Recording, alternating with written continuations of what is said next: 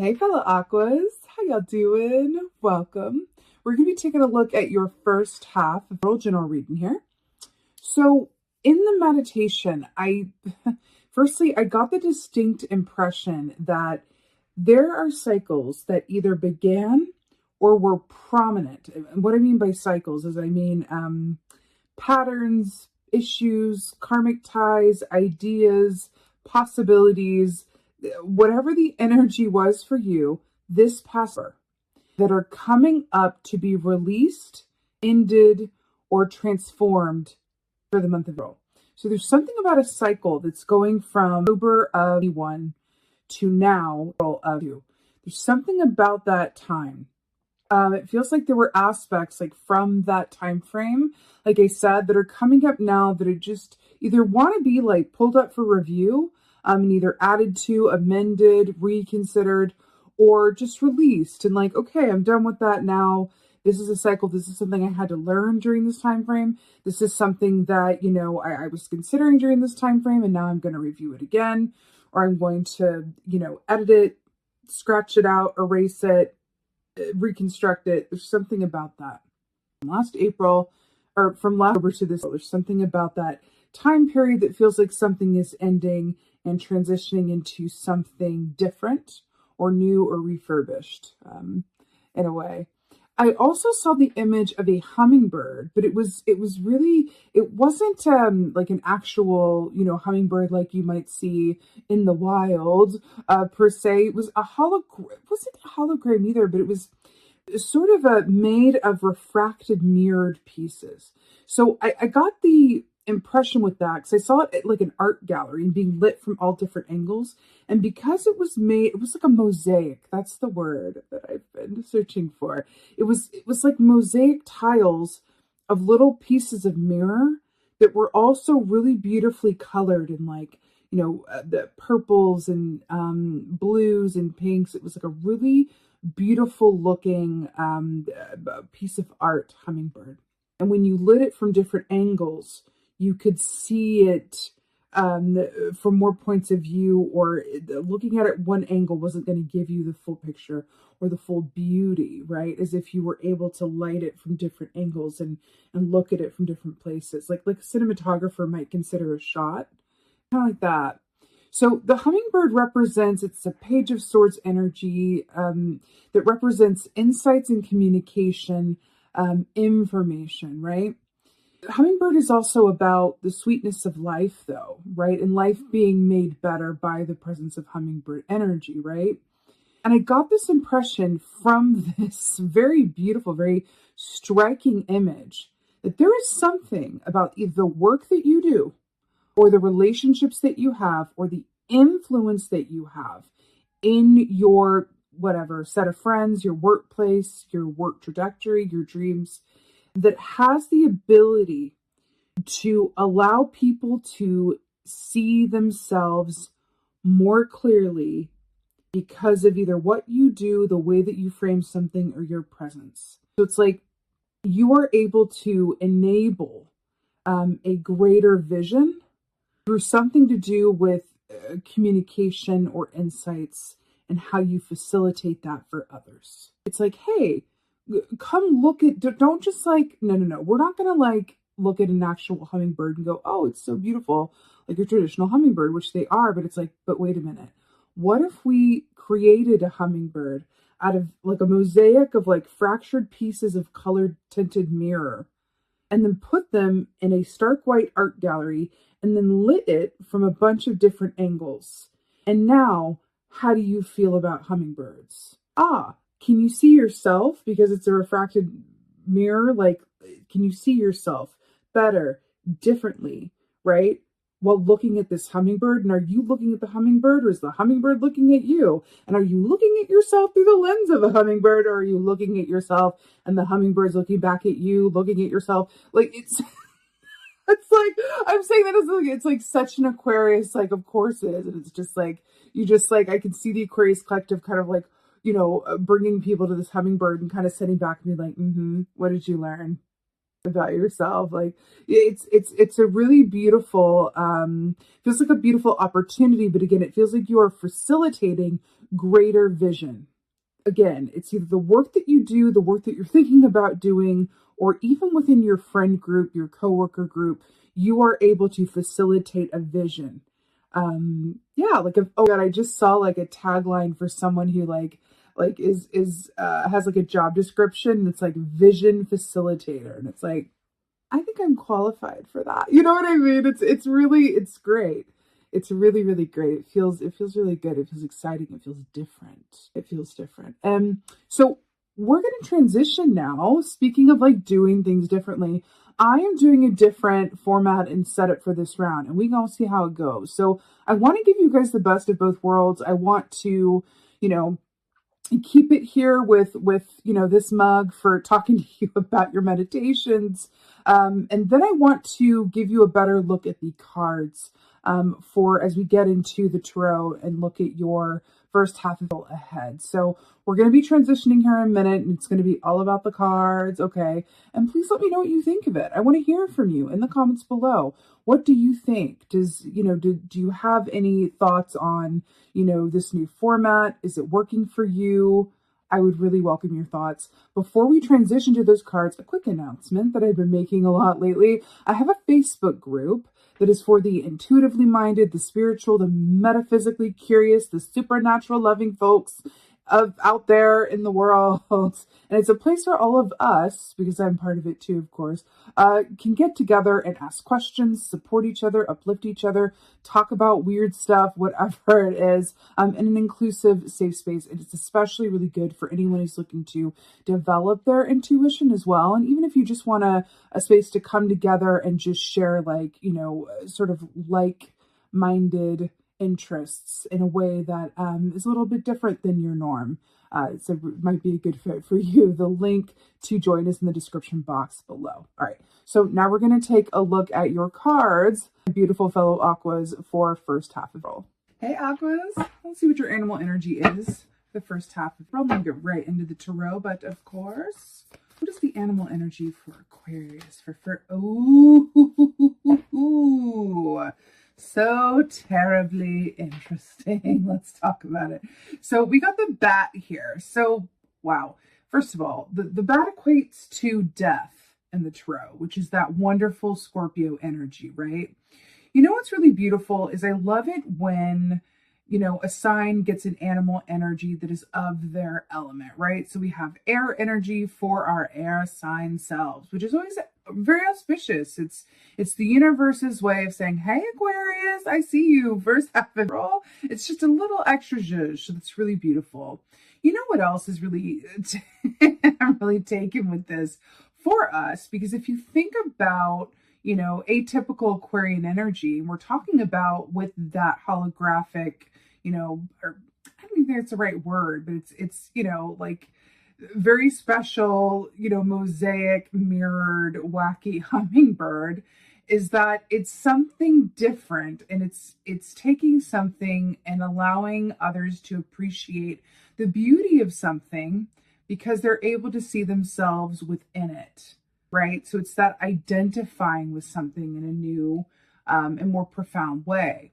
And then we have the bat here, which honestly creeps a lot of people out, right? Bat isn't one of those animal energies you feel like, oh yeah, I hope a bat is a power animal. Like, I'm really hoping for it. You know what I mean? It's not like, or you see a bat in nature and you're like, oh God, I saw a bat, so like sweet, amazing, right? But really they are wonderful creatures that are absolutely essential to the ecosystem. And what's interesting as well, if you think about bat energy as it equates to death, we've got the moon energy here. The moon is about seeing things in another way, or looking at something from another angle, right? That's not head on.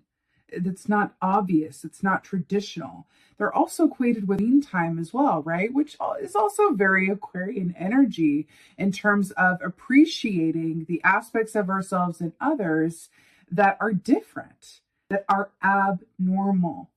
I quite like this. And then we think about death in terms of transformation and going from one state of being to another. Do you remember in the meditation how I saw that something that started in October, and we had the bat energy here with October, was coming up to be completed or changed or moved on from.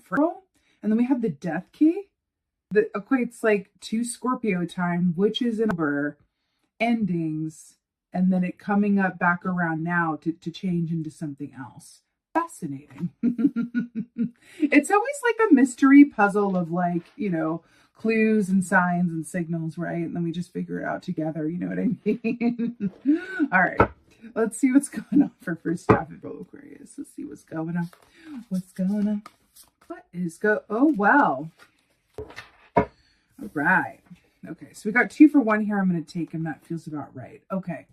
So Knight of Wands here. So this is really amazing because the wands rule the realm of the actions that we do or don't take, usually around the work that we love to do, and also about the relationships in our lives about which we are passionate, right?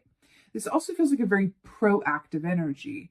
And this is fire coming in here. We are in a fire element season with Aries energy going on. This feels like it's directly connected to the new moon that we have coming up on April 1st.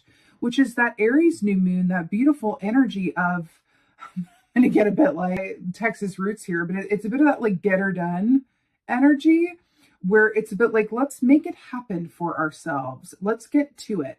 Now, I absolutely feel like this could be about you, but there's something else to this. It feels like your influence on others, or this is a message that you are, imparting to a group of people or in some way. But there is this energy of like picking yourself up by your bootstraps and making things happen for yourself and or embodying that message and that energy in a way that other people can benefit from it.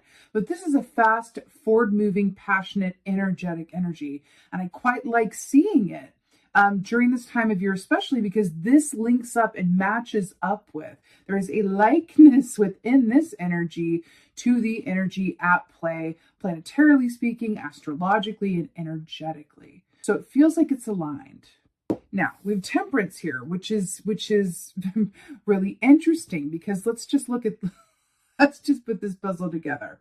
So we have Temperance here, right? Which is Sagittarius energy, which comes after what sign? Scorpio. And then they're right underneath these successive energies in a way, yeah?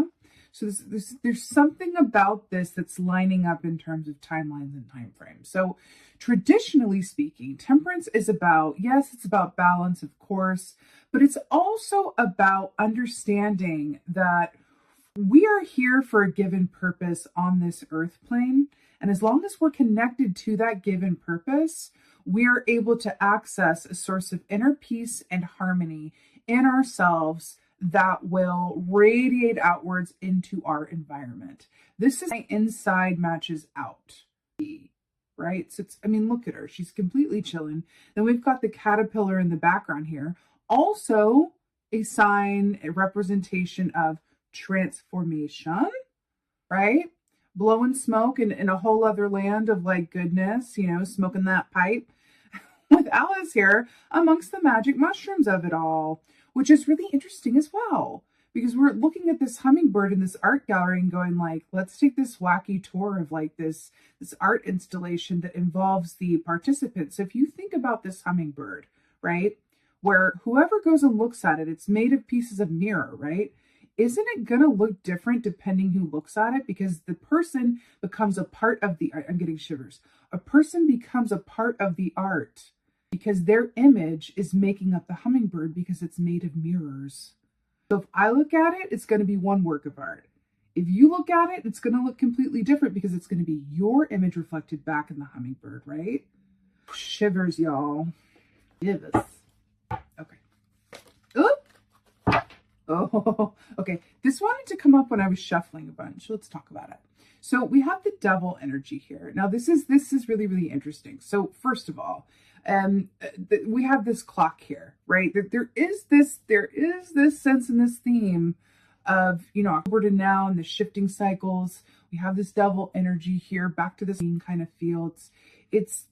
There's something about this, like I feel like I'm in a time warp in a way, but it feels all right. It's like, I'm grooving in it type of deal. It's not scary. It feels quite good, especially for an Aquarian who can roll with the different and the absurd in a way.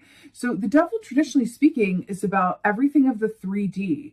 It's what we can feel, it's what we can touch and taste, and it's about our money and our finances and our physical bodies.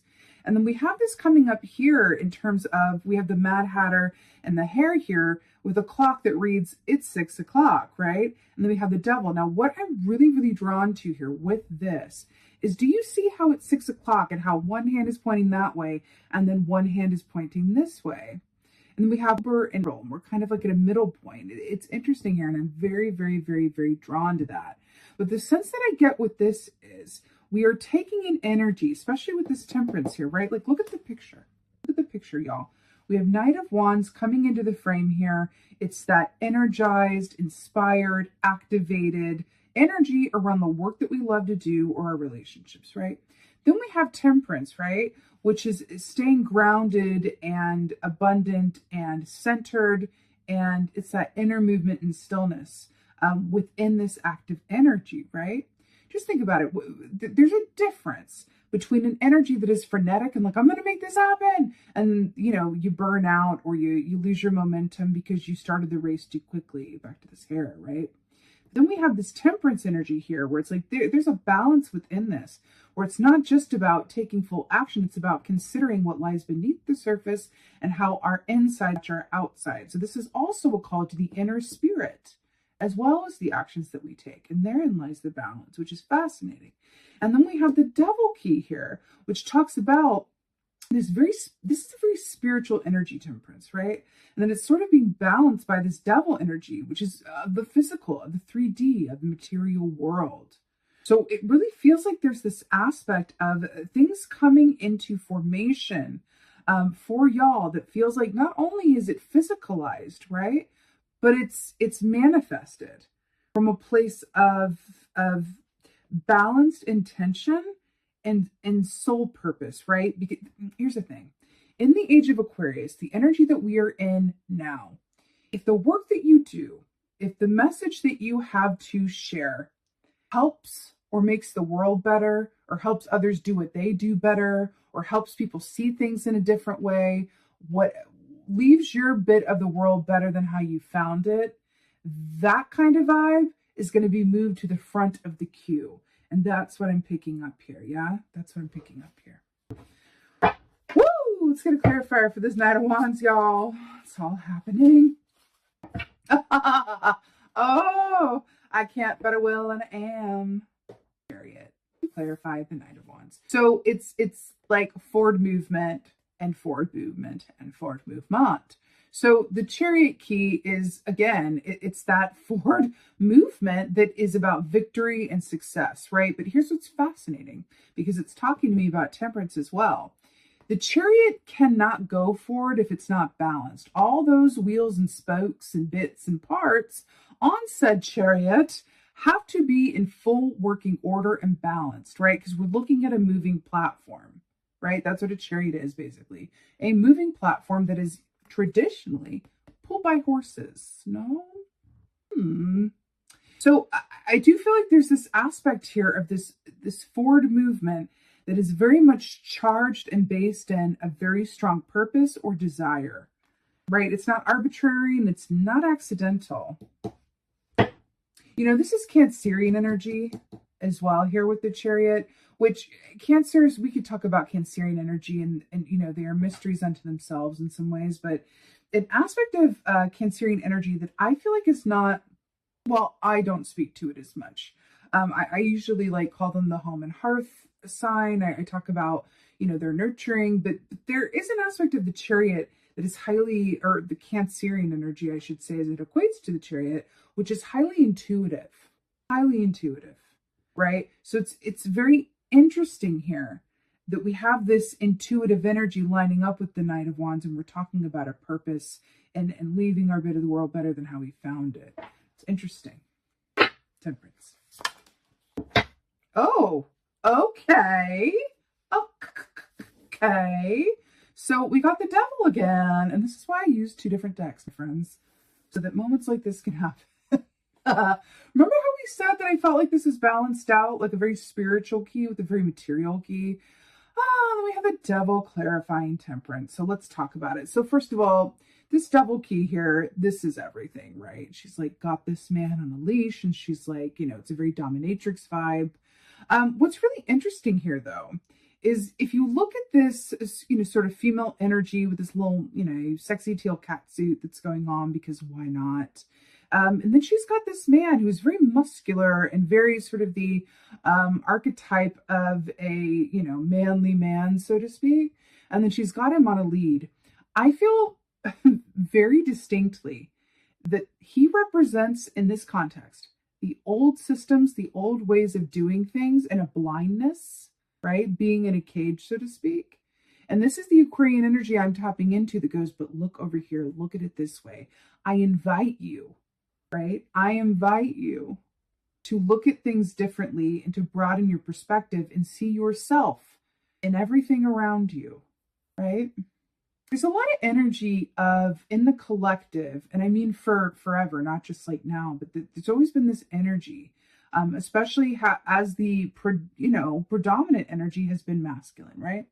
Of the attention and the focus being outwards and looking at you, and it's, we're going to do this over here, and it's your fault, and we're going to make a deal with them, and it's very outward, right?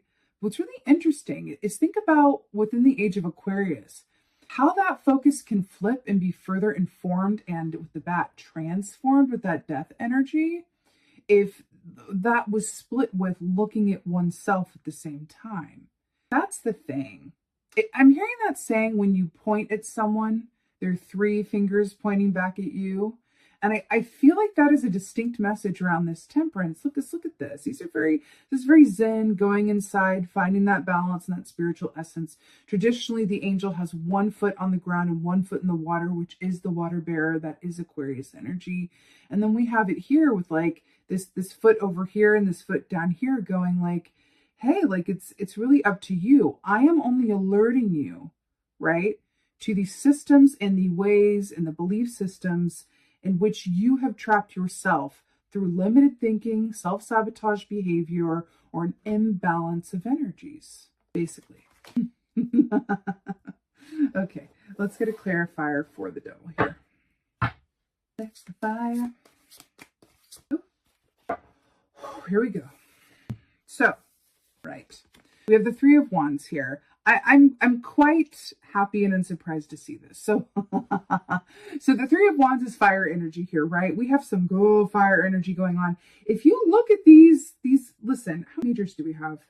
1, 2, 3, 4 majors out of 6, 5 actually, with the bat. Majors mean destined, fated events, not too changeable, right? You can work within the energy, but it's not arbitrary, right? It's not casual, right? But when I'm talking about things and we're lining up to things now, I mean, that feels a bit either karmic or, and not in a bad way. I don't mean karmic as in like, break those karmic ties. I just mean old systems are shifting and dying away, right? Under our watch and facilitated by our vision, right? Either within ourselves and others and vice versa and all the things. So Three of Wands, again, fire transforms, right? We're in the fiery time of Aries season. Three of Wands is a really beautiful energy around people getting in on what we're doing, right? Two of Wands is we're doing what we're doing. We're making progress. We're planning. We're putting those details together. We know what work we want to do. We're doing it, right? Three of Wands is other people drinking the tea, right? I mean, like, oh, did you hear about what this person is doing? Have you heard? There is a certain aspect here, physicalization coming in, where the more that you do what you do, and the more you stay connected to the true essence of who you are and how you are within your own integrity, regardless of what other people want or, think, the more you are going to be able to grow and be your own best advertisement. Now, you can take that literally and say, keep doing what you're doing, keep doing the work that you're doing, and others will find you, right? And you'll grow from there. But you can also look at this, because it's physicalized with the devil, right? But you can also look at this from a perspective of you are rising above and coming up from, certain stalemates or systems or a sense of like stagnant energy in some way, shape, or form that is going to be able to propel you and transcend you into another state or place of being, truly throughout your, by way of your own specific magic, your own particular magic, the way in which you see things, do things, and are. You, as an Aquarius, are embodying the energy that is now of the age of Aquarius. We've talked about this, right? And really, maybe even a more simplistic way of looking at this is, you know, I say like, thank you for being you, right?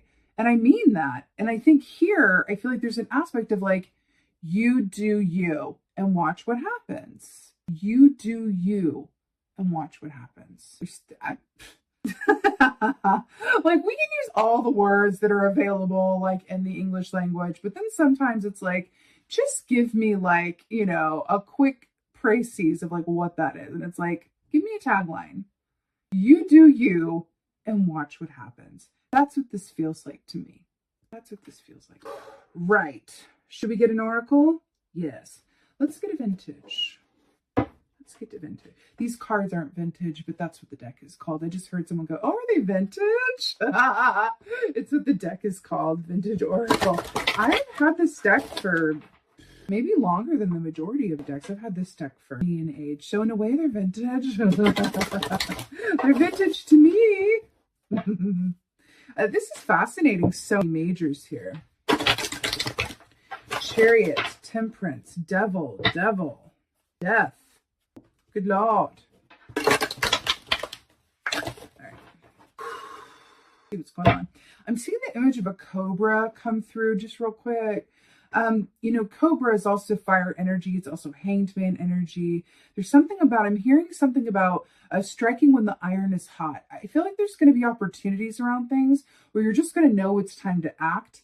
I'm hearing to pay attention to those moments of inspiration or motivation, even if they're seemingly random. But if you feel like one day you just feel really driven to finally finish that ABC XYZ, or get in touch with that person that you've been meaning to, or finally go for this, or you know what, I'm going to let that go and just leave. I'm feeling inspired to just like give less time to that.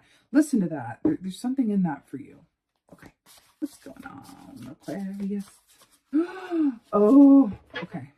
This is really fascinating. So, come here now. So, can you see that? So, this is innocence here. So, here we have this, I'm just going to tell you, like, there's this little boy kissing this little girl. It's a very Six of Cups energy. And then we have two starlings, you know, flying over both